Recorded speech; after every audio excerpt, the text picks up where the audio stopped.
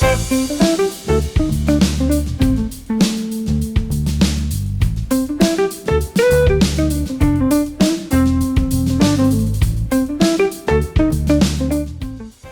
beberapa istilah dan terminologi yang harus diketahui oleh investor saham.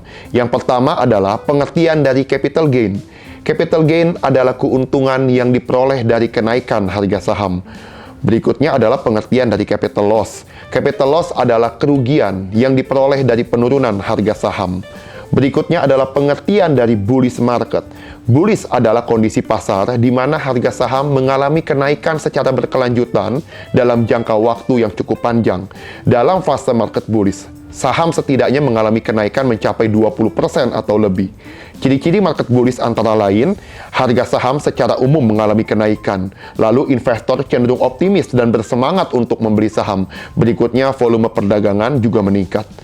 Selanjutnya adalah pengertian dari bearish market.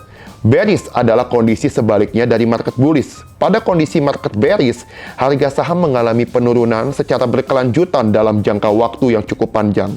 Dalam fase market bearish, saham setidaknya mengalami penurunan sebesar 20% atau lebih. Ciri-ciri market bearish antara lain, harga saham secara umum mengalami penurunan, lalu investor cenderung pesimis dan ragu-ragu untuk berinvestasi, dan disertai volume perdagangan yang menurun.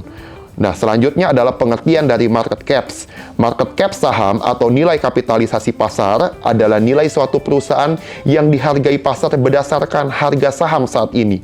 Nilai ini diperoleh dengan harga saham dikali jumlah saham beredar perusahaan.